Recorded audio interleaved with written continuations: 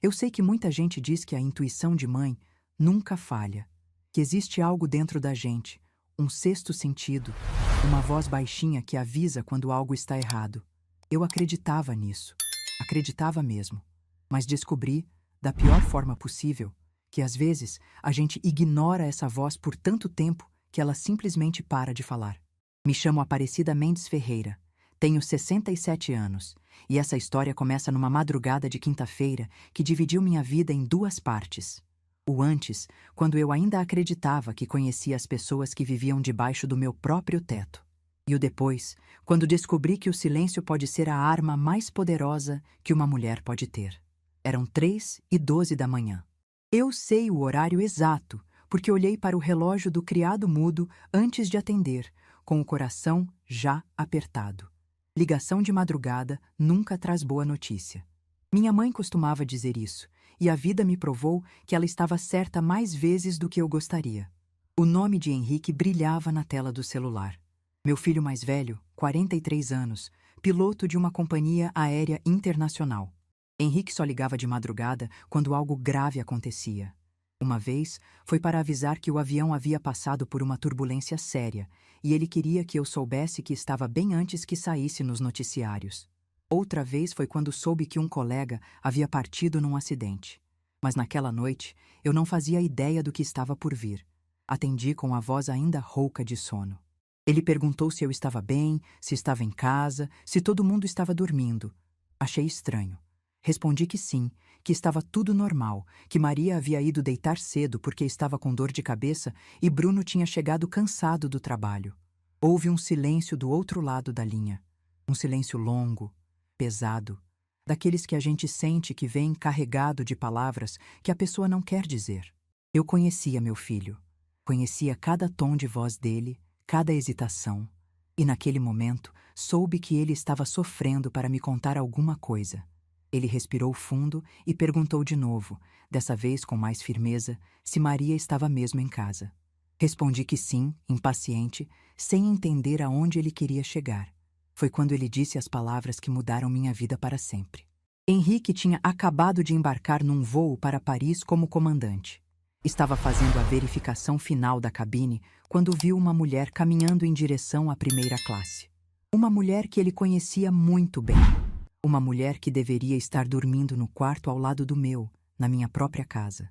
Era Maria, minha nora, a esposa do meu filho Bruno, a mãe dos meus netos. Mas ela não estava sozinha. Henrique me contou que viu Maria de mãos dadas com um homem.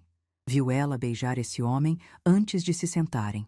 Viu ela acariciar o rosto dele com aquela intimidade que só existe entre pessoas que se conhecem há muito tempo, que compartilham muito mais do que um assento de avião. Meu primeiro instinto foi negar. Disse para Henrique que ele devia estar enganado, que talvez fosse alguém parecido, que Maria estava dormindo ali do lado. Ele insistiu. Disse que tinha certeza absoluta que havia chegado perto o suficiente para confirmar, que não havia a menor possibilidade de erro. Então ele disse algo que fez meu sangue gelar. O homem que estava com Maria não era um estranho.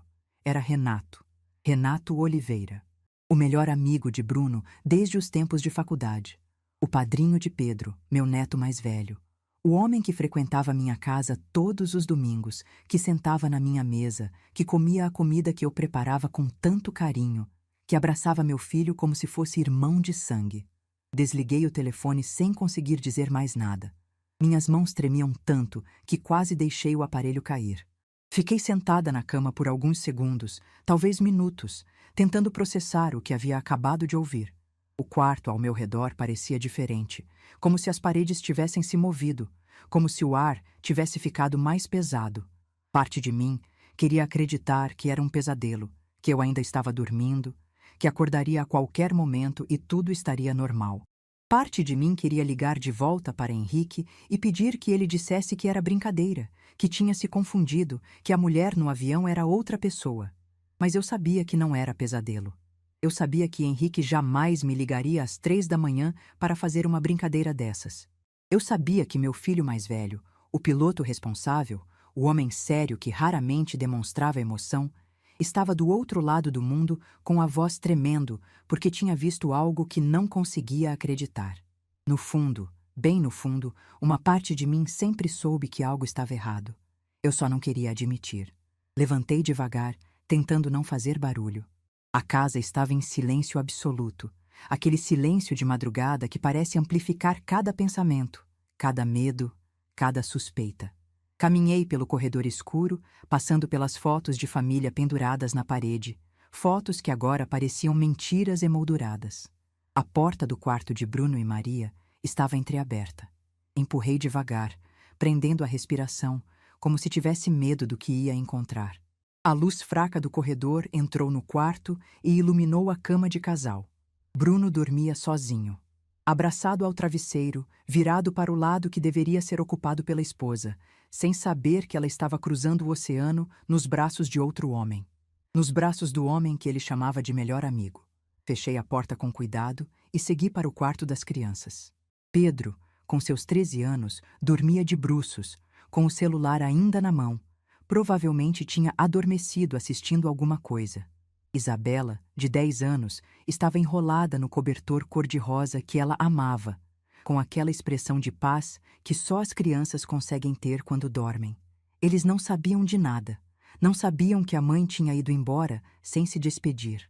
Não sabiam que estavam sozinhos na casa com a avó e o pai, enquanto ela vivia uma vida paralela do outro lado do mundo. Não sabiam que a família que eles conheciam era uma ilusão construída sobre mentiras.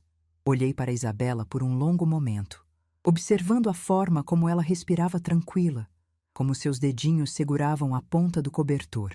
Ela era tão parecida com Bruno quando criança. Os mesmos cachinhos, o mesmo nariz pequeno, a mesma expressão de paz quando dormia. E pensei, como Maria consegue? Como ela consegue olhar para essa criança, beijar essa criança, dizer que ama essa criança e, mesmo assim, abandoná-la no meio da noite para encontrar um amante? Que tipo de mãe faz isso? Fechei a porta do quarto das crianças com cuidado e encostei a testa na madeira fria. Precisava de um momento para respirar, para organizar os pensamentos que se atropelavam na minha cabeça. Fui para a sala e sentei na poltrona onde Valdir, meu marido, costumava ler o jornal todas as manhãs. Ele havia partido há 13 anos, mas naquela madrugada eu sentia a falta dele como se tivesse sido ontem. Valdir saberia o que fazer. Valdir sempre sabia. Mas eu estava sozinha e precisava encontrar minha própria força. Fiquei ali, imóvel, até o sol começar a nascer. Minha mente trabalhava sem parar, conectando pontos que eu havia ignorado durante anos. As viagens de trabalho de Maria, que se tornaram cada vez mais frequentes nos últimos tempos. As reuniões que terminavam tarde da noite, quando ela chegava com o cabelo diferente, com um perfume que não era o dela. Os sorrisos que ela dava para o celular quando achava que ninguém estava olhando. E Renato. Como eu não tinha percebido nada sobre Renato. Ele vinha aqui todos os domingos. Sentava na minha mesa, elogiava a minha comida, brincava com meus netos, abraçava Bruno com aquele abraço de irmão, de companheiro de vida, e o tempo todo, estava traindo a confiança de todos nós.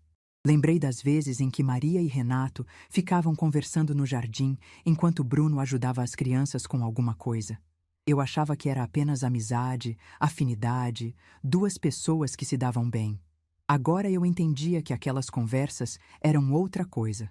Aqueles olhares eram outra coisa. Aqueles sorrisos eram outra coisa. Quantas vezes eles riram de nós? Quantas vezes trocaram mensagens enquanto estavam sentados na nossa sala, rodeados pela família que estavam destruindo? Quantas vezes se encontraram às escondidas enquanto eu cuidava dos filhos dela, achando que estava ajudando? A raiva começou a crescer dentro de mim. Uma raiva quente e sufocante que eu não sentia há muito tempo. Mas junto com a raiva veio outra coisa. Uma clareza que eu não esperava. Uma calma estranha que se instalou no meio do caos. Eu poderia acordar Bruno naquele momento. Poderia contar tudo, fazer escândalo, ligar para Maria e confrontá-la. Era o que a maioria das pessoas faria. E ninguém me culparia por isso. Mas eu não fiz nada disso. Porque naquela madrugada, sentada na poltrona do meu falecido marido, eu entendi uma coisa fundamental. Maria era esperta. Maria era manipuladora. Se eu a confrontasse agora, ela ia inventar uma história, ia se fazer de vítima, ia virar o jogo de alguma forma. Ela ia dizer que Henrique estava enganado, que eu estava senil, que era tudo invenção de uma sogra ciumenta. Eu precisava de provas. Precisava de documentação. Precisava construir um caso tão sólido que ela não pudesse negar, não pudesse manipular, não pudesse escapar. E foi isso que decidi fazer. Quando Bruno acordou naquela manhã, encontrou a mãe na cozinha preparando o café, como todos os dias. Ele perguntou se eu estava bem, disse que eu parecia cansada. Respondi que não tinha dormido direito, que havia tido um sonho estranho. Não era mentira. Era apenas uma verdade incompleta. Maria tinha avisado Bruno, na noite anterior, que precisaria viajar cedo para uma conferência em São Paulo. Essa era a história oficial. Essa era a mentira que ela havia plantado para cobrir sua viagem a Paris com o amante. Bruno acreditou. Por que não acreditaria? Ele confiava na esposa, confiava no melhor amigo, confiava que a vida que ele havia construído era real. Quando as crianças acordaram e perguntaram pela mãe, eu disse que ela tinha viajado a trabalho e voltaria em alguns dias. Pedro deu de ombros, acostumado com as ausências dela.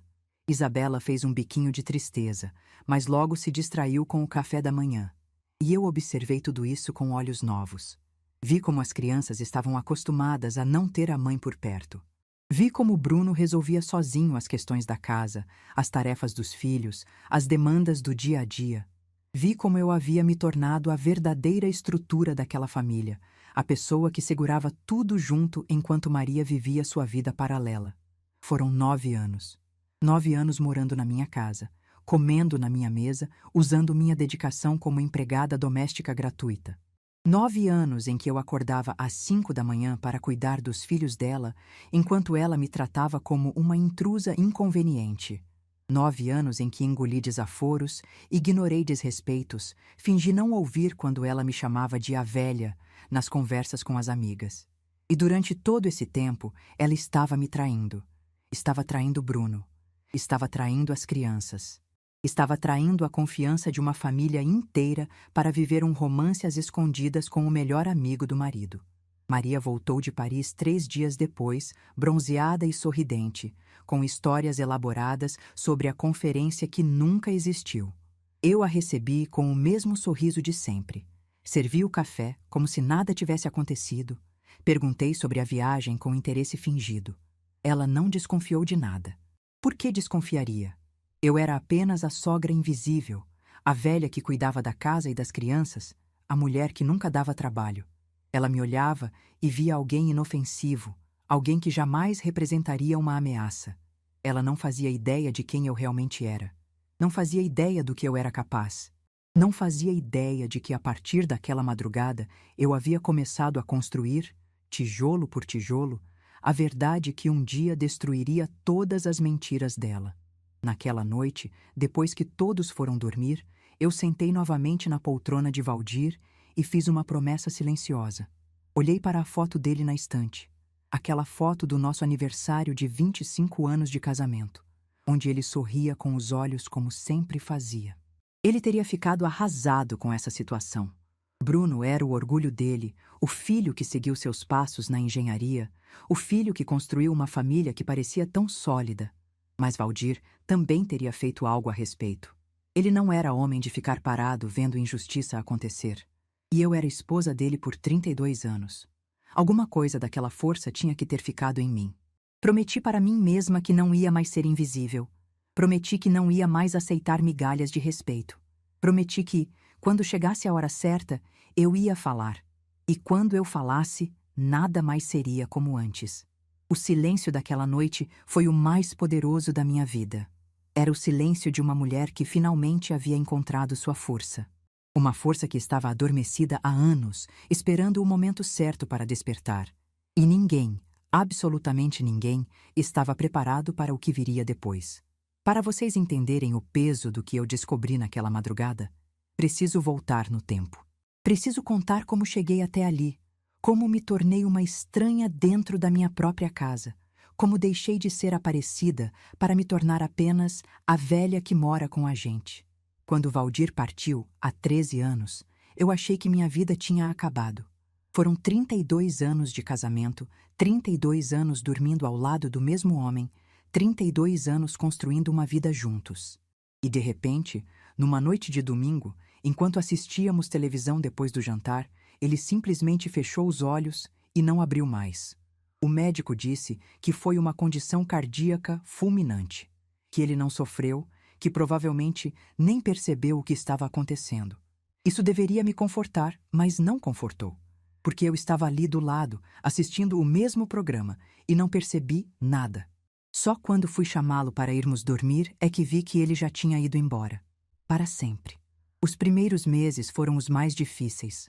A casa parecia enorme demais, silenciosa demais, vazia demais. Eu acordava de madrugada e estendia a mão para o lado da cama onde Valdir deveria estar, e encontrava apenas o lençol frio. Preparava café para dois por puro hábito, e só quando sentava à mesa é que lembrava que não tinha mais para quem servir a segunda xícara. Meus filhos foram meu porto seguro naquela época. Henrique, mesmo com a rotina intensa de voos, ligava todos os dias. Bruno vinha me visitar nos fins de semana, trazia flores, sentava comigo na varanda para conversar sobre tudo e sobre nada. Eles me deram força para continuar, para encontrar um novo sentido na vida sem Valdir. Foi nessa época que Bruno conheceu Maria. Ele tinha 26 anos, trabalhava numa construtora promissora, estava cheio de planos para o futuro.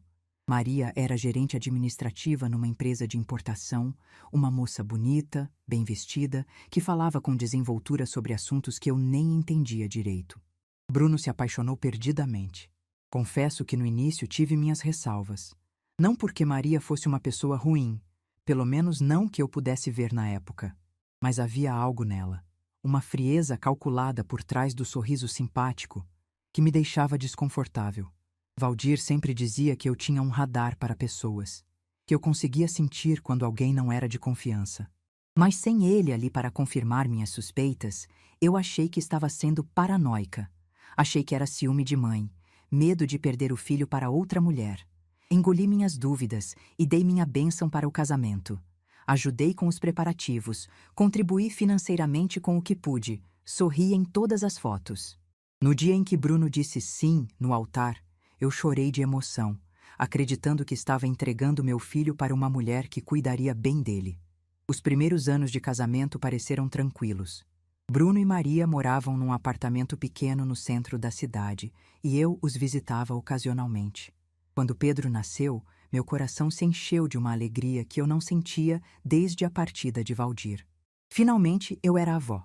Finalmente tinha um novo propósito, uma nova razão para acordar todos os dias. Isabela veio 3 anos depois, completando a família. Eu me sentia abençoada. Tinha 2 netos saudáveis, um filho bem-sucedido, uma nora que, apesar das minhas ressalvas iniciais, parecia estar fazendo Bruno feliz. Ou pelo menos era o que eu achava. Tudo mudou quando a construtora onde Bruno trabalhava fechou as portas. De um dia para o outro, meu filho se viu desempregado, com 2 crianças pequenas para sustentar e um aluguel pesado para pagar. Maria continuava trabalhando, mas o salário dela sozinho não cobria todas as despesas. Eles começaram a se apertar, a cortar gastos, a se preocupar com coisas que antes pareciam garantidas. Foi quando ofereci que viessem morar comigo. Minha casa era grande demais para uma pessoa só. 3 quartos, sala ampla, cozinha espaçosa, quintal onde as crianças poderiam brincar. Eu passava os dias sozinha, conversando com as paredes, esperando o telefone tocar. Ter minha família por perto parecia a solução perfeita para todos. Eles economizariam com aluguel, eu teria companhia, as crianças teriam espaço para crescer. Bruno aceitou na hora, aliviado e grato. Maria hesitou um pouco, disse que precisava pensar, que não queria dar trabalho. Na época, achei que era educação, consideração. Hoje entendo que ela estava calculando. Estava avaliando os prós e contras, decidindo se valia a pena abrir mão da independência em troca de uma casa de graça e uma sogra que faria tudo por ela. Ela decidiu que valia. Eles se mudaram num sábado de março, há 9 anos. Lembro de cada detalhe daquele dia. O caminhão de mudança chegando de manhã, as caixas sendo descarregadas, as crianças correndo pelo quintal descobrindo cada canto. Bruno me abraçou e disse que eu estava salvando a família dele. Maria me deu um sorriso educado e perguntou onde podia guardar suas coisas. Naquele momento, eu não percebi, mas algo fundamental mudou. A casa que era minha, a casa onde criei meus filhos, onde vivi com Valdir por 3 décadas, deixou de me pertencer. Não legalmente, claro. A escritura continuava no meu nome. Mas emocionalmente, espiritualmente, a casa passou a ser de Maria. As mudanças começaram sutis. Primeiro foi a decoração. Maria disse que os móveis estavam datados, que a casa precisava de uma repaginada. Antes que eu pudesse opinar, ela já tinha doado o sofá onde Valdir e eu sentávamos para assistir televisão, já tinha trocado as cortinas que eu mesma havia costurado, já tinha pintado as paredes de cores que eu jamais escolheria. Eu não disse nada. Afinal, eles moravam ali agora. Era justo que se sentissem em casa. Depois vieram as regras. Maria estabeleceu horários para as refeições, rotinas para as crianças, padrões de limpeza que eu deveria seguir. Ela me explicava como organizar a cozinha, como dobrar as toalhas, como preparar a comida das crianças. Sempre com aquele tom educado, aquele sorriso simpático, como se estivesse me fazendo um favor ao me ensinar coisas que eu fazia há 60 anos. Aos poucos, fui perdendo espaço. Literalmente. Meu quarto, que antes era a suíte principal, passou a ser o quarto de hóspedes. Maria disse que fazia mais sentido, já que o casal precisava de mais espaço para as coisas dos dois. Eu me mudei para o quarto menor, no fim do corredor, sem reclamar. Afinal, era só um quarto. Não era? Mas não era só um quarto. Era um símbolo. Era o começo de um processo sistemático de me diminuir, de me empurrar para as margens da minha própria vida. Eu me tornei a cuidadora oficial das crianças. Acordava às 5 da manhã para preparar o café da manhã de todos. Levava Pedro e Isabela para a escola, buscava na hora do almoço, ajudava com a lição de casa. Preparava almoço, janta, lavava louça, lavava roupa, passava, limpava. Maria trabalhava o dia inteiro e Bruno, depois que conseguiu um novo emprego, também passava longas horas fora. Eu não me importava com o trabalho. Gostava de cuidar dos meus netos, de me sentir útil. O que me machucava era outra coisa. Era a forma como Maria me tratava quando os outros não estavam olhando. Quando Bruno estava em casa, ela era toda sorrisos e gentilezas. Muito obrigada, dona Aparecida. A senhora é uma bênção. Não sei o que faríamos sem a senhora. Mas bastava ele sair para o trabalho e o tom mudava completamente. Ela criticava tudo. A comida estava sem graça, a casa estava mal arrumada, as crianças estavam mal educadas. Eu ouvia comentários ácidos sobre pessoas mais velhas que não acompanhavam os tempos modernos, sobre certas gerações que não entendiam como criar filhos. Nunca diretamente, nunca com palavras que eu pudesse contestar. Sempre nas entrelinhas, sempre com aquele sorriso falso que me dava náuseas. Uma vez, eu a ouvi no telefone com uma amiga. Ela estava no jardim, achando que eu estava longe demais para escutar. Mas minha audição ainda é boa, apesar da idade. E o que ouvi me cortou como uma lâmina. É, amiga, é complicado. A velha fica aqui o dia inteiro metida em tudo. Não tenho privacidade nenhuma. Mas fazer o quê? Casa de graça, babá de graça, empregada de graça. Vale o sacrifício de aguentar ela. A velha. Era assim que ela se referia a mim. Não era a dona Aparecida, não era minha sogra, não era a mãe do Bruno. Era a velha. Um estorvo necessário. Uma peça inconveniente que vinha junto com a casa gratuita. Entrei no meu quarto naquele dia e chorei. Chorei baixinho, para ninguém ouvir, como vinha fazendo há anos. Chorei por mim, pela minha dignidade perdida, pelo respeito que eu achava que merecia, mas que nunca recebi. Pensei em contar para Bruno. Pensei em fazer as malas e ir embora, em alugar um apartamento pequeno e viver sozinha novamente. Mas então eu olhava para Pedro e Isabela, e meu coração amolecia. Eles precisavam de mim. Eles me amavam de verdade, sem segundas intenções, sem cálculos. Eu era a avó que contava histórias, que fazia bolo de chocolate, que consolava depois dos pesadelos. Por causa deles, eu fiquei.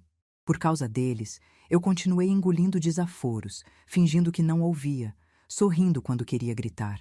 Por causa deles, eu me tornei invisível. E Maria se aproveitou disso. Se aproveitou de cada gota do meu amor pelos meus netos para me usar, me explorar, me humilhar. Ela sabia que eu não iria embora. Sabia que eu aguentaria qualquer coisa para não me afastar das crianças. E usou esse conhecimento como uma arma. E tinha mais uma coisa que agora fazia sentido. Renato. Os domingos na minha casa eram tradição desde que Bruno era criança. Valdir adorava receber amigos, fazer churrasco, juntar a família ao redor da mesa. Depois que ele partiu, Bruno manteve a tradição.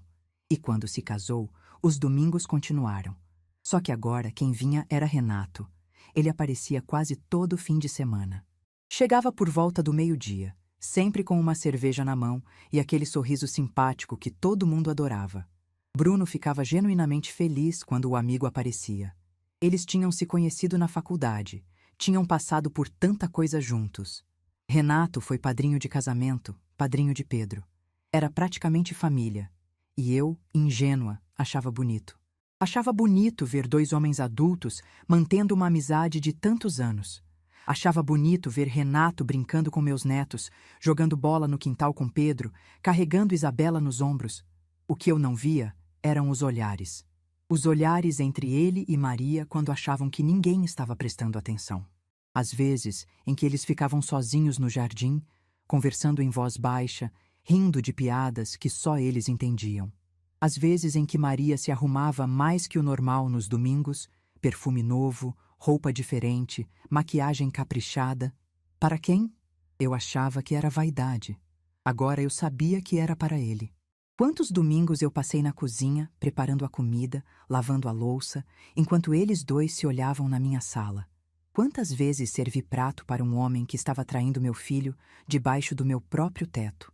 Quantas vezes sorri para ele, agradeci a presença dele, tratei ele como se fosse da família. A náusea que senti ao pensar nisso foi quase insuportável. Agora, sentada na sala escura enquanto todos dormiam, eu finalmente entendia a dimensão da farsa. Não era só uma esposa infiel. Era uma manipuladora profissional. Uma mulher que havia construído uma vida inteira baseada em mentiras e exploração. Ela explorava Bruno pelo salário e pela estabilidade. Explorava a mim pelo trabalho doméstico gratuito.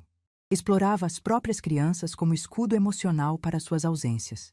E enquanto nos explorava, vivia um romance com o melhor amigo do meu filho. Viajava para Paris em aviões de primeira classe. Ria de todos nós pelas nossas costas. A raiva que senti naquela madrugada não era apenas pela traição. Era por todos os anos de humilhação silenciosa. Era por cada obrigada que ela nunca disse. Era por cada vez que ela me olhou como se eu fosse menos, como se eu não merecesse respeito. Ela tinha me subestimado. Todos eles tinham me subestimado. Achavam que eu era apenas uma velha inofensiva, sem força, sem recursos, sem capacidade de reagir. Não sabiam que dentro de mim ardia uma chama que tinha sido alimentada por anos de injustiça. E essa chama estava prestes a se transformar em um incêndio que ninguém conseguiria apagar. Dizem que a paciência é uma virtude. Eu nunca fui uma mulher particularmente paciente. Quando jovem, eu era impulsiva, falava o que pensava, agia antes de refletir. Valdir costumava brincar que eu era um vulcão prestes a entrar em erupção. Mas os anos me ensinaram algo valioso. Às vezes, a espera estratégica é mais poderosa do que qualquer explosão. Nos dias que se seguiram àquela madrugada, eu me tornei uma observadora, uma estudiosa do comportamento de Maria. Cada gesto, cada olhar, cada mentira contada com naturalidade, eu arquivava na minha memória como peças de um quebra-cabeça que um dia seria montado por completo. Henrique foi meu aliado silencioso desde o primeiro momento. 2 dias depois da ligação que mudou tudo, ele me mandou uma mensagem perguntando como eu estava. Respondi que precisávamos conversar, mas não por telefone. Ele entendeu. Combinamos de nos encontrar num café no centro da cidade, longe de qualquer olhar conhecido. Quando o vi entrar no café, meu coração se apertou.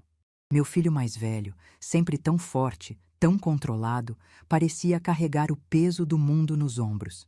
Ele se sentou na minha frente e ficou em silêncio por alguns segundos, como se não soubesse por onde começar. Eu quebrei o gelo, dizendo que não o culpava por nada, que ele tinha feito a coisa certa ao me contar, que eu preferia 1000 vezes saber a verdade dolorosa do que viver uma mentira confortável. Ele respirou fundo e disse que não conseguia tirar aquela cena da cabeça. Maria e Renato juntos, se beijando, se tocando como se fossem um casal de verdade. E o pior, fazendo isso no voo que ele comandava, sem saber que estavam sendo observados pelo próprio cunhado. Perguntei a Henrique se ele tinha certeza absoluta de que era Renato. Ele confirmou. Disse que chegou perto o suficiente para ver o rosto dele claramente, que não havia a menor possibilidade de engano. E então ele me contou algo que eu não sabia. Não era a primeira vez que ele via Maria em situações estranhas. Há cerca de 6 meses, Henrique tinha cruzado com Maria num hotel em São Paulo durante uma escala. Ela estava sozinha no lobby, mas parecia nervosa, olhando para os lados como quem não quer ser vista. Quando percebeu Henrique, ficou pálida, gaguejou uma explicação sobre uma reunião de trabalho que tinha sido cancelada. Ele achou estranho na época, mas não quis criar problemas, não quis desconfiar da cunhada sem provas. Agora tudo fazia sentido. Pedi a Henrique que me ajudasse. Expliquei que não podia simplesmente confrontar Maria sem evidências concretas. Ela era manipuladora, ia se fazer de vítima, ia virar Bruno contra mim. Eu precisava de provas irrefutáveis, documentação que ela não pudesse contestar. E Henrique, com seu acesso aos sistemas da companhia aérea, podia verificar os registros de passageiros dos voos que ela dizia ter perdido ou nunca ter embarcado. Ele hesitou. Disse que era arriscado, que podia perder o emprego se descobrissem que estava acessando informações de passageiros por motivos pessoais. Mas quando eu mencionei as crianças dormindo sozinhas naquela madrugada, quando eu falei sobre os anos em que Bruno foi feito de tolo pelo próprio melhor amigo, a hesitação desapareceu. Ele concordou em ajudar. Nas semanas seguintes, Henrique me enviava relatórios discretos. Datas em que Maria tinha embarcado em voos internacionais que não tinham nada a ver com trabalho. Destinos românticos como Lisboa, Madrid, Buenos Aires. E em quase todos esses voos, outro nome aparecia na lista de passageiros: Renato Oliveira. Eles viajavam juntos há mais de 4 anos. 4 anos de mentiras, de encontros às escondidas, de traição sistemática.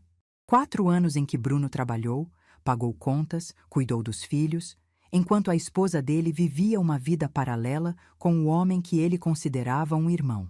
E nós, a família que confiava neles, éramos os últimos a saber. Mas a descoberta mais devastadora veio de uma forma que eu não esperava. Era um domingo como outro qualquer. Renato tinha vindo almoçar, como sempre fazia. Eu estava na cozinha terminando de preparar a sobremesa quando ouvi o celular dele tocar na sala. Ele atendeu rapidamente e saiu para o jardim, falando em voz baixa. Nada em comum, eu pensei. Até que ouvi o nome que ele disse antes de se afastar. Calma, Juliana, já estou indo para casa. Juliana. Quem era Juliana? Minha mente trabalhou rápido. Eu conhecia Renato há mais de uma década, desde que ele e Bruno se tornaram amigos na faculdade. Eu sabia que ele era casado. Sabia que tinha uma esposa que raramente aparecia nos nossos almoços de domingo, porque, segundo ele, ela não gostava muito de programas de família, mas eu nunca tinha prestado atenção no nome dela. Naquela noite, depois que todos foram dormir, eu fiz algo que nunca tinha feito antes. Entrei nas redes sociais e procurei por Renato Oliveira. O perfil dele era discreto, poucas fotos, poucas informações, mas tinha uma foto de casamento. E na legenda, um nome: Juliana Oliveira. Cliquei no perfil dela e o que vi me deixou sem ar. Juliana era uma mulher bonita, mais ou menos da idade de Maria. Professora de educação física, segundo a descrição. Tinha um sorriso gentil nas fotos, daqueles sorrisos de quem acredita na vida, de quem confia nas pessoas. E nas fotos mais recentes, ela aparecia com 2 crianças. 2 meninos pequenos, um de aproximadamente 5 anos e outro de uns 3. Os filhos de Renato. Os filhos que ele tinha com a esposa legítima enquanto traía ela com a esposa do melhor amigo. Fiquei olhando para aquelas fotos por muito tempo. Aquelas crianças sorrindo, inocentes, sem saber que o pai delas estava destruindo 2 famílias ao mesmo tempo. O mais velho tinha os olhos de Renato, aqueles mesmos olhos que eu via todo domingo na minha mesa, fingindo amizade, fingindo lealdade. O mais novo abraçava a mãe com aquele carinho puro que só criança pequena tem. E Juliana, ali no meio, sorrindo para a câmera, sem saber que o marido estava nos braços de outra mulher em viagens internacionais pagas com dinheiro que deveria ser da família deles. Pensei nos meus netos, Pedro e Isabela. Pensei em como eles também eram vítimas dessa farsa. Pensei em como seria quando descobrissem a verdade sobre a mãe. E pensei em Juliana, que provavelmente passava a noite sozinha com 2 filhos pequenos, enquanto o marido dizia estar viajando a trabalho. A náusea que senti foi quase insuportável. Não era só Bruno que estava sendo traído, era Juliana também. Eram aquelas 2 crianças. Eram os meus netos. Eram todos nós. Todos os que confiavam naqueles 2 seres que não tinham o menor respeito por ninguém além deles mesmos. Naquele momento, minha determinação se tornou inabalável. Não era mais apenas sobre proteger Bruno. Era sobre justiça. Era sobre expor 2 pessoas que estavam destruindo vidas sem o menor remorso. Comecei a documentar tudo. Fotografava as mensagens que Maria deixava abertas no tablet quando esquecia de fechar. Anotava cada data de viagem, cada mentira contada, cada ausência inexplicada. Guardava recibos que encontrava nos bolsos das roupas dela quando lavava. Hotéis em cidades que ela nunca mencionou ter visitado. Restaurantes caros em lugares onde ela supostamente estava em reuniões de trabalho. Maria não desconfiava de nada. Para ela, eu continuava sendo a sogra invisível, a velha que cuidava da casa e das crianças sem fazer perguntas. Ela me subestimava tanto que nem se dava ao trabalho de esconder direito as evidências. Deixava o celular desbloqueado na mesa da cozinha. Deixava o tablet carregando na sala com as conversas abertas. Era como se ela tivesse certeza absoluta de que ninguém jamais suspeitaria, de que ninguém jamais ousaria questionar. Que erro ela cometeu! Um dia, Maria saiu para o trabalho esquecendo o tablet em casa. As crianças estavam na escola. Bruno tinha saído cedo. Eu estava sozinha. E o tablet estava ali, na mesa da sala, como um convite, como um presente do destino. Olhei para aquele aparelho por vários minutos antes de tomar uma decisão. Meu coração batia forte. Minhas mãos suavam. Parte de mim dizia que era errado, que eu estava invadindo a privacidade dela, que pessoas decentes não fazem esse tipo de coisa. Mas outra parte, a parte que tinha sido humilhada por anos, que tinha ouvido ser chamada de a velha, que tinha visto os filhos dela dormindo sozinhos enquanto ela estava com o amante, essa parte falou mais alto. Minhas mãos tremiam quando peguei o aparelho. Sentei no sofá, respirei fundo e digitei a senha que eu tinha visto Maria usar dezenas de vezes sem saber que eu estava prestando atenção. O tablet desbloqueou. Abri o aplicativo de mensagens e procurei por Renato. O que encontrei foi pior do que eu imaginava. Havia conversas que remontavam a anos. Declarações de amor, planos de viagem, fotos comprometedoras que me fizeram desviar o olhar. Mas o que realmente me destruiu foram as mensagens sobre nós, sobre a família. Maria chamava Bruno de otário nas conversas com Renato. Dizia que ele era cego demais para ver o que estava na frente dele. Ria de como era fácil enganá-lo, de como ele acreditava em qualquer história que ela inventasse. E sobre mim, as palavras eram ainda piores. A velha acha que é parte da família, coitada. Mal sabe ela que é só uma empregada que não preciso pagar. Uma empregada que não preciso pagar. Era assim que ela me via. Depois de 9 anos cuidando dos filhos dela, acordando de madrugada, sacrificando minha vida para ajudar aquela família, eu era apenas uma empregada gratuita. Um recurso a ser explorado. Uma ferramenta descartável. Tirei fotos de todas as conversas.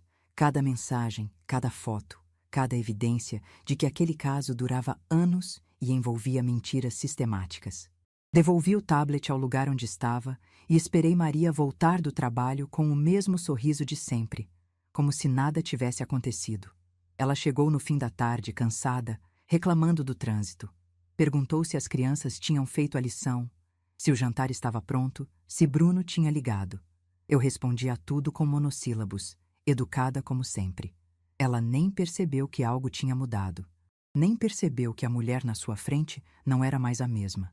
Naquela noite, enviei todas as provas para Henrique. Pedi que ele guardasse em lugar seguro, que fizesse cópias, que se certificasse de que nada se perderia. Ele respondeu com uma única palavra: guardado. Agora eu tinha tudo: as passagens aéreas, as mensagens, os recibos, as fotos. Tinha um dossiê completo de mais de 4 anos de traição. E tinha algo mais importante: paciência. Paciência para esperar o momento certo, para deixar que Maria cavasse a própria cova antes de eu empurrá-la para dentro. Porque eu sabia que esse momento viria. Pessoas como Maria sempre se destroem sozinhas. Sempre cometem um erro fatal, sempre dão um passo além do que deveriam. Eu só precisava esperar. E enquanto esperava, eu continuava sorrindo. Continuava preparando o café da manhã, cuidando das crianças, fingindo ser a sogra invisível que todos achavam que eu era. Por fora, nada tinha mudado. Por dentro, eu estava me preparando para a batalha da minha vida. Maria não sabia, mas cada sorriso que eu dava era uma contagem regressiva. Cada bom dia era um passo mais perto do fim dela. Cada refeição que eu servia era uma lembrança de tudo que ela tinha feito, de tudo que ela ainda pagaria. A caçada tinha começado, e a presa não fazia a menor ideia de que estava sendo observada. O que Maria não sabia é que o momento que eu esperava estava mais perto do que qualquer um de nós imaginava, porque em menos de 2 meses ela mesma daria o passo que selaria seu destino. Ela mesma acenderia o fósforo que incendiaria a própria vida. E quando esse momento chegasse, eu estaria pronta, com todas as provas, com toda a verdade, com toda a força de uma mulher que finalmente tinha decidido parar de ser invisível. O jogo estava apenas começando, e dessa vez eu não seria a perdedora. 8 meses. Foram 8 meses de espera, de observação, de silêncio calculado. 8 meses em que acordei todos os dias, sabendo a verdade e fingindo não saber. 8 meses sorrindo para Maria no café da manhã, perguntando sobre o trabalho dela, desejando boa viagem quando ela saía para encontrar o amante. 8 meses que pareceram uma eternidade, mas que me prepararam para o que estava por vir. E então, numa noite de quarta-feira, Maria finalmente deu o passo que eu esperava. Bruno tinha chegado do trabalho mais cedo naquele dia. As crianças estavam no quarto fazendo lição, e eu estava na cozinha terminando de preparar o jantar. Ouvi vozes alteradas na sala, mas não era nada incomum. Bruno e Maria discutiam com frequência nos últimos meses, geralmente por coisas pequenas, bobas. Ele reclamava que ela estava sempre ausente. Ela reclamava que ele não a compreendia. O roteiro de sempre. Mas naquela noite, algo era diferente. A voz de Maria estava firme, decidida, sem aquele tom de quem está apenas desabafando. Ela estava fazendo uma declaração. Desliguei o fogo do fogão e me aproximei da porta da cozinha, prestando atenção em cada palavra. Maria disse para Bruno que não aguentava mais, que o casamento deles tinha acabado há muito tempo, que ela não era feliz, que precisava seguir em frente. Bruno ficou em silêncio por alguns segundos, provavelmente tentando processar o que estava ouvindo. Quando finalmente falou, sua voz estava trêmula, perguntando se ela estava falando sério, se não podiam conversar, tentar resolver. A resposta dela foi fria como gelo. Disse que não havia nada para resolver, que já tinha consultado um advogado, que queria o divórcio o mais rápido possível. E então veio a parte que me fez segurar na bancada da cozinha para não cair. Maria disse que queria a guarda exclusiva das crianças. Disse que Bruno era um pai ausente, que passava mais tempo no trabalho do que em casa, que não tinha condições de criar Pedro e Isabela sozinho. E disse mais, queria metade de todos os bens do casal, incluindo participação na casa onde morávamos, a minha casa. A casa que estava no meu nome, que eu tinha construído com Valdir, que era minha por direito. Bruno perguntou, incrédulo, como ela podia querer parte da casa da mãe dele. Maria respondeu sem hesitar que durante anos ela tinha contribuído para a manutenção daquela casa, que tinha direitos adquiridos que o advogado dela tinha confirmado. Era mentira, claro. Eu pagava todas as contas, sempre paguei. Mas Maria estava apostando que ninguém questionaria, que ninguém teria provas do contrário. Ela estava errada. Fiquei na cozinha até que a discussão terminou. Ouvi Bruno subir as escadas, provavelmente indo se trancar no quarto. Ouvi Maria pegar as chaves do carro e sair, provavelmente indo encontrar Renato para comemorar o primeiro passo do plano deles. E fiquei ali, sozinha, com o jantar esfriando no fogão e uma certeza absoluta no coração. O momento tinha chegado. Naquela noite, depois que as crianças dormiram, fui até o quarto de Bruno. Bati na porta devagar e perguntei se podia entrar. Ele disse que sim, com a voz ainda embargada. Quando abri a porta, vi meu filho sentado na cama, com os olhos vermelhos, segurando uma foto do casamento dele. A imagem me partiu o coração. Sentei ao lado dele e fiquei em silêncio por alguns minutos.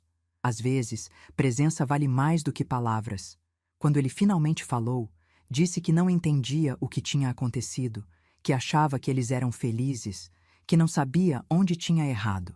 Cada palavra dele era uma facada no meu peito, porque eu sabia a verdade que ele ainda desconhecia. Respirei fundo e tomei a decisão mais difícil da minha vida. Disse para Bruno que precisava contar uma coisa para ele, algo que eu sabia há meses, algo que ia doer muito, mas que ele precisava saber antes de assinar qualquer papel de divórcio. O olhar dele mudou. Vi medo, confusão, uma sombra de algo que talvez já suspeitasse, mas não quisesse admitir. Perguntou o que eu sabia, e eu contei. Contei tudo. Contei sobre a ligação de Henrique às 3 da manhã, sobre Maria no voo para Paris, sobre Renato sentado ao lado dela na primeira classe, os dois se beijando como um casal apaixonado. Contei sobre os meses de investigação, sobre as passagens aéreas, sobre as viagens que eles faziam juntos há mais de 4 anos. Contei sobre as mensagens no tablet, sobre como ela o chamava de otário, sobre como ria, de como era fácil enganá-lo. Bruno ouviu tudo em silêncio. Vi a cor sumir do rosto dele. Vi as mãos começarem a tremer. Vi os olhos se encherem de uma dor que eu conhecia bem demais. Quando terminei de falar, ele ficou parado por um longo momento, como se o mundo tivesse parado de girar. Então ele perguntou uma única coisa. Renato? Meu Renato? Assenti com a cabeça, sem conseguir falar, e vi meu filho desmoronar. Não com gritos, não com raiva explosiva. Desmoronou em silêncio, com lágrimas escorrendo pelo rosto, com os ombros curvados como se carregassem o peso do mundo. O melhor amigo, o padrinho do filho, o homem que ele tratava como irmão.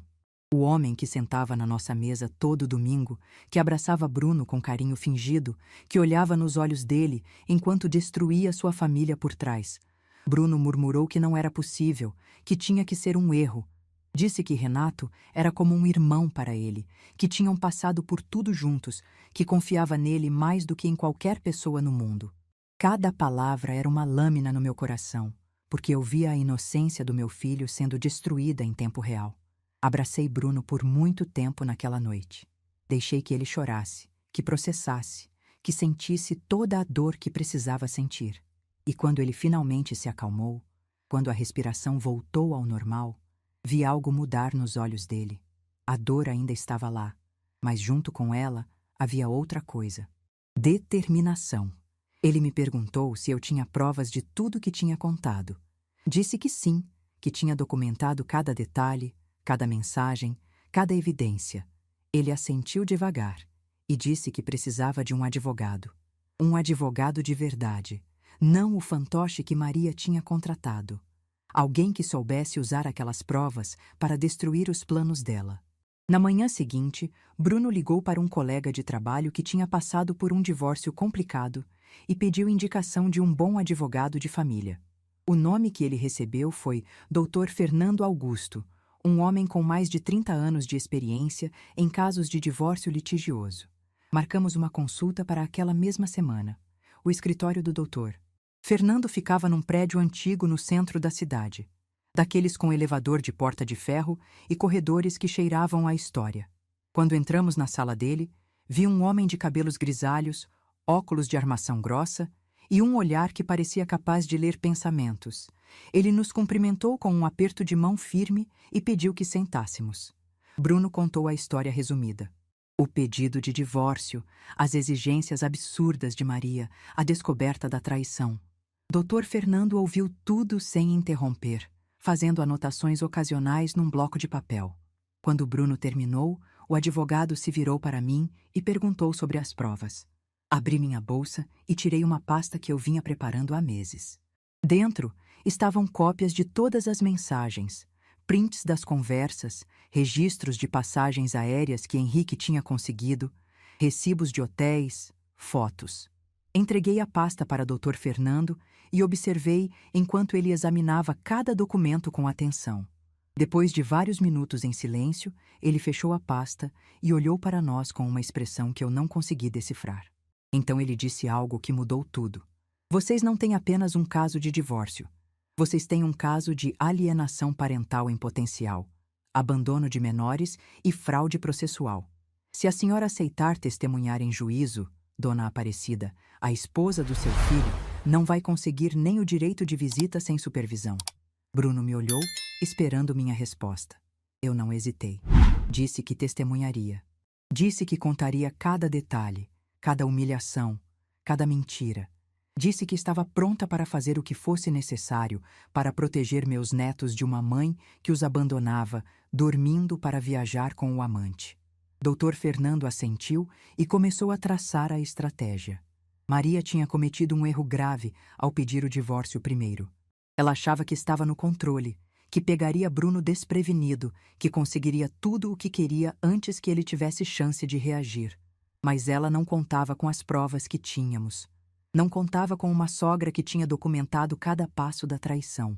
Não contava com um advogado que sabia exatamente como usar aquelas informações.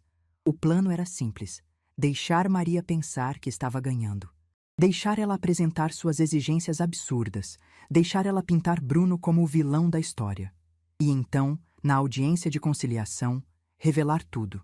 As provas, as mensagens, a identidade do amante. Destruir a narrativa dela com fatos irrefutáveis.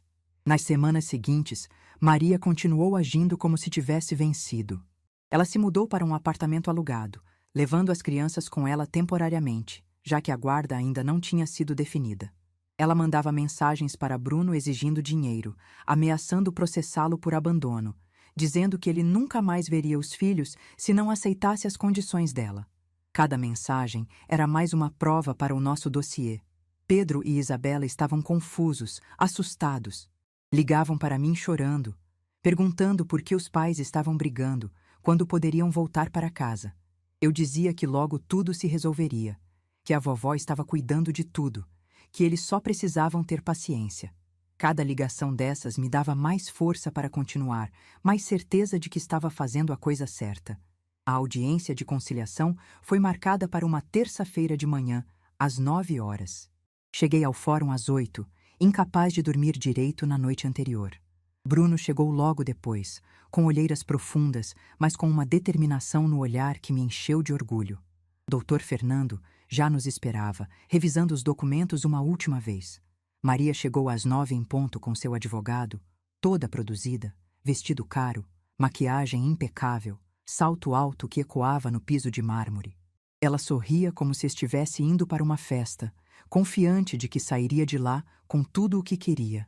Quando me viu sentada ao lado de Bruno, franziu a testa, provavelmente se perguntando por que a sogra estava ali. Por que a velha tinha saído da cozinha para vir ao tribunal. Ela não fazia ideia do que estava por vir. O juiz chamou as partes para a sala de audiência. Maria e seu advogado de um lado, Bruno, doutor. Fernando e eu do outro. O magistrado começou explicando o procedimento, perguntando se havia possibilidade de acordo. O advogado de Maria apresentou as exigências dela: guarda exclusiva, pensão alta, metade dos bens, participação na casa. Então, Dr. Fernando pediu a palavra. E tudo mudou. Ele disse que tinha provas de que a requerente havia cometido abandono de menores em múltiplas ocasiões, deixando os filhos sozinhos durante a noite para viajar com o amante. Disse que tinha documentação de um caso extraconjugal que durava mais de 4 anos, incluindo mensagens onde ela chamava o próprio marido de otário e planejava como extrair o máximo de dinheiro dele no divórcio. Maria ficou pálida. Seu advogado pediu um momento para conversar com a cliente, mas Dr. Fernando não tinha terminado. Ele olhou para o juiz e disse que tinha uma testemunha que podia confirmar todos esses fatos. Uma testemunha que havia presenciado o abandono das crianças, que havia documentado as ausências da mãe, que conhecia cada detalhe da traição. O juiz perguntou quem era essa testemunha. doutor. Fernando se virou para mim e disse: Dona Aparecida Mendes Ferreira, mãe do requerido e avó das crianças. Maria me olhou com uma expressão que nunca vou esquecer. Era uma mistura de choque, raiva e, pela primeira vez desde que a conheci, medo. Puro medo. O juiz me chamou para depor. Levantei da cadeira com as pernas firmes, o coração calmo, a voz pronta. 8 meses de espera tinham me preparado para aquele momento. Uma vida inteira de ser invisível tinha me preparado para finalmente ser vista. Era hora de falar. Levantei da cadeira e caminhei até o lugar reservado às testemunhas. Cada passo que eu dava ecoava no silêncio daquela sala. Sentia os olhos de todos em mim. O juiz, os advogados, Bruno e principalmente Maria.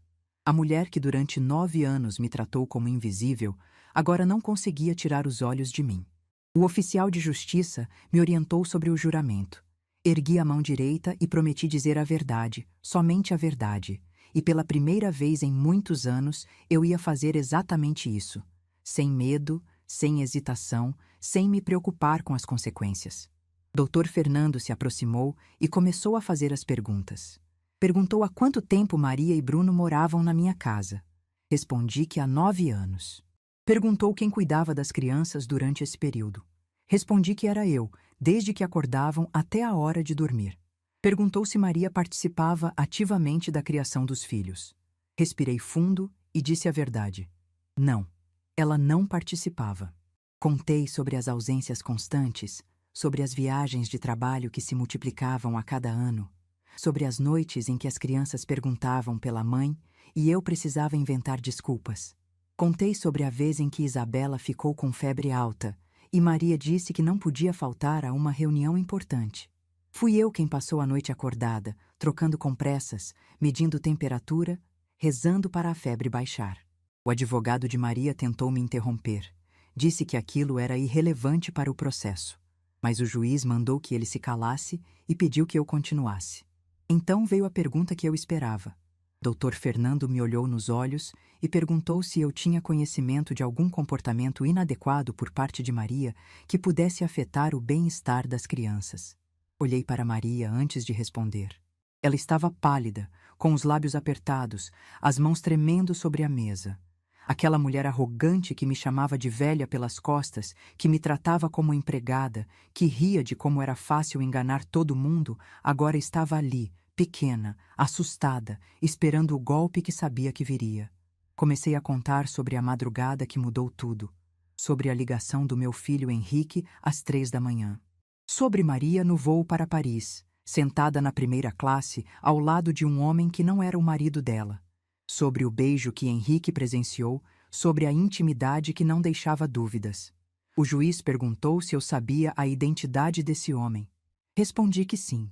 Era Renato Oliveira, o melhor amigo do meu filho Bruno, o padrinho do meu neto Pedro, um homem casado com 2 filhos pequenos. Um murmúrio percorreu a sala. O advogado de Maria se levantou, protestou, disse que aquilo era calúnia, que não havia provas. Dr. Fernando sorriu e pediu permissão para apresentar as evidências. O juiz autorizou. Uma por uma, as provas foram apresentadas. Os registros de passagens aéreas mostrando que Maria e Renato viajavam juntos há mais de 4 anos. Os recibos de hotéis em cidades que ela nunca mencionou ter visitado. E então, as mensagens. Quando o juiz leu em voz alta a mensagem em que Maria chamava Bruno de otário, vi meu filho fechar os olhos por um momento. A dor ainda estava ali, mesmo depois de tudo que ele já sabia. Mas quando o juiz leu a parte em que ela dizia que eu era apenas uma empregada que ela não precisava pagar, algo mudou no rosto de Bruno. A dor deu lugar a uma determinação fria. Maria tentou se defender. Disse que as mensagens tinham sido tiradas de contexto, que era apenas uma brincadeira entre amigas, que Renato era só um amigo de longa data. Mas cada explicação soava mais desesperada que a anterior. O juiz a olhava com uma expressão que eu conhecia bem. Era a expressão de quem já tinha visto mentirosos demais para se deixar enganar. A pergunta final de Dr. Fernando foi sobre a noite da viagem para Paris. Ele me perguntou onde estavam Pedro e Isabela naquela madrugada. enquanto a mãe deles embarcava num voo internacional com o amante. Respondi com a voz firme. Estavam dormindo sozinhos em casa. Não havia nenhum adulto responsável com eles além de mim e do pai. Maria não avisou ninguém que estava saindo. Simplesmente foi embora no meio da noite, deixando 2 crianças de 13 e 10 anos sem supervisão adequada. O silêncio que se seguiu foi ensurdecedor. O juiz tirou os óculos, esfregou os olhos e olhou para Maria com uma expressão que misturava desprezo e cansaço. Ele já tinha visto casos assim antes, eu percebi. Já tinha visto pessoas tentando destruir famílias por ganância, por egoísmo, por pura falta de caráter.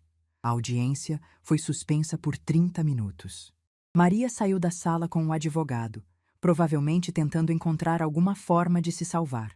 Bruno ficou sentado, olhando para o chão.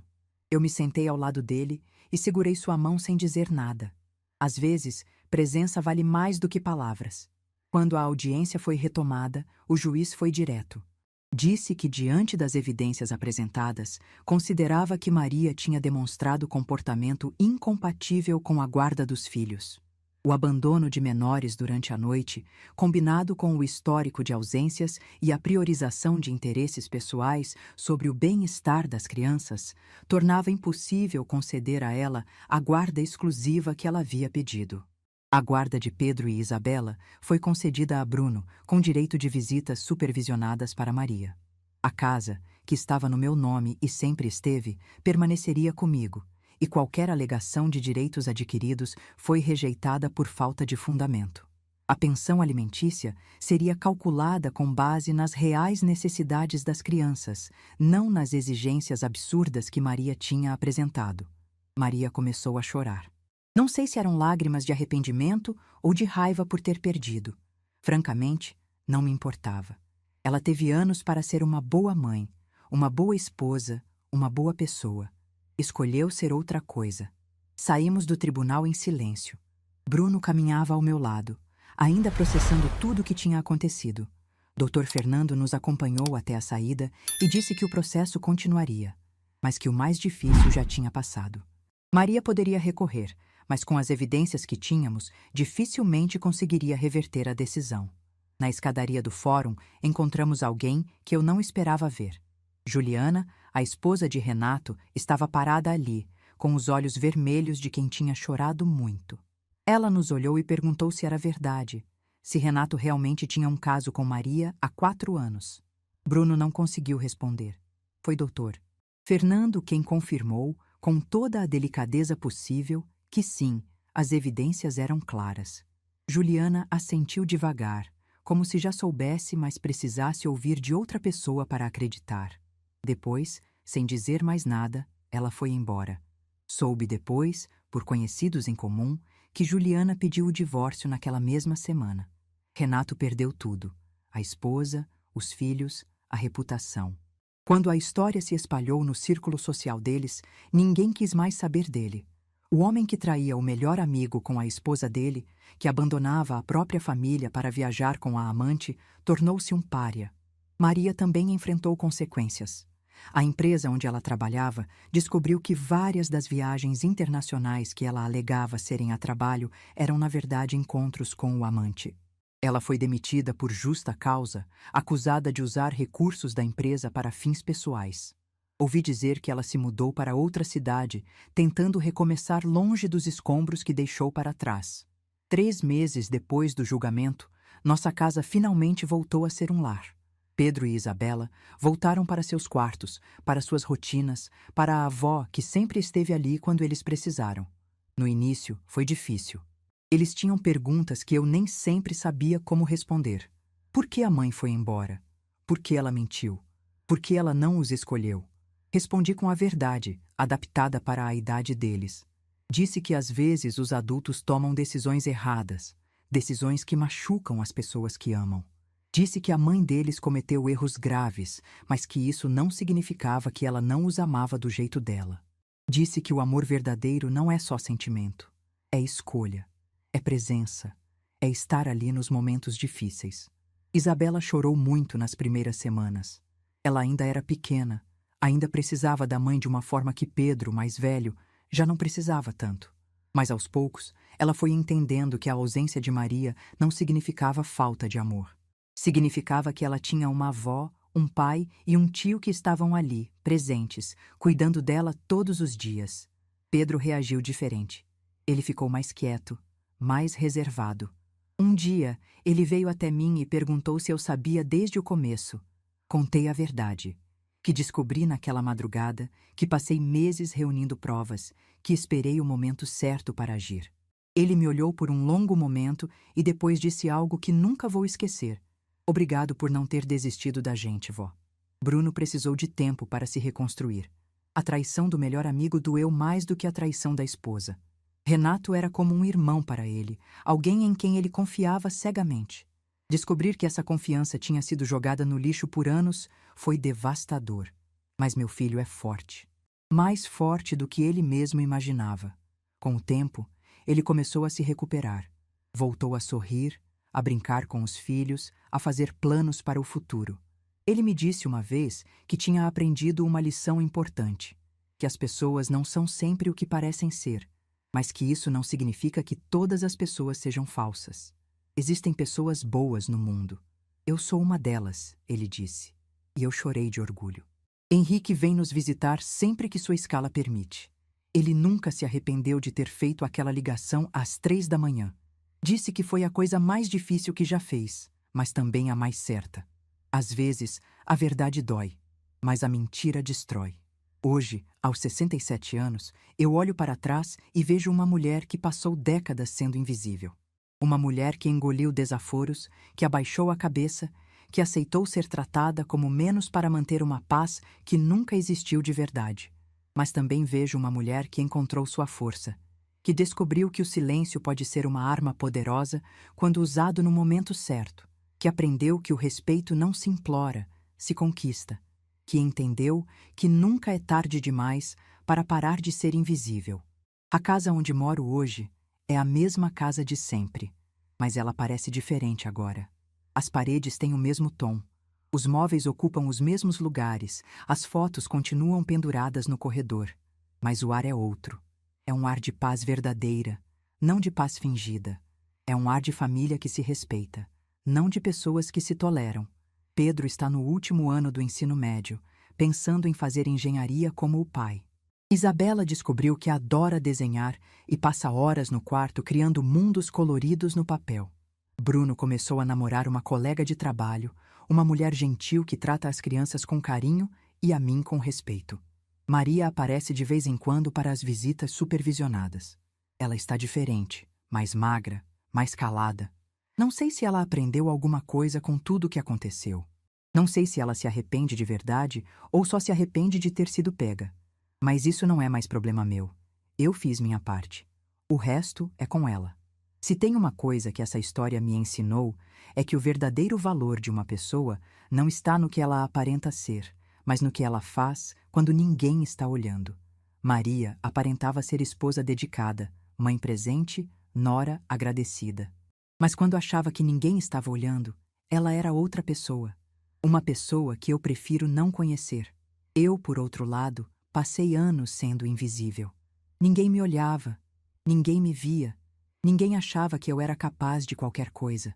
Mas quando chegou o momento, quando a verdade precisou ser dita, eu estava lá. Firme, preparada, pronta para falar. O silêncio foi minha arma durante 8 meses. Mas a minha voz, quando finalmente a usei, foi mais poderosa do que qualquer grito poderia ter sido. Essa é a minha história. A história de uma mulher que foi subestimada por todos, que foi tratada como figurante na própria vida, mas que no final descobriu que os figurantes às vezes têm o papel mais importante da peça. Se você está passando por algo parecido, se está sendo desrespeitada, ignorada, tratada como menos do que você vale, eu te digo, não aceite isso. Você merece mais.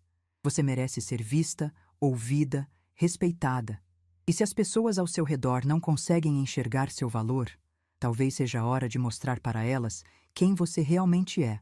Nunca é tarde demais para deixar de ser invisível. Eu tinha 67 anos quando encontrei minha voz. E essa voz, uma vez encontrada, nunca mais me abandonou. Se essa história tocou seu coração, Deixe seu like, se inscreva no canal e comente aqui embaixo. No meu lugar, o que você faria? Sua mensagem pode iluminar o dia de alguém.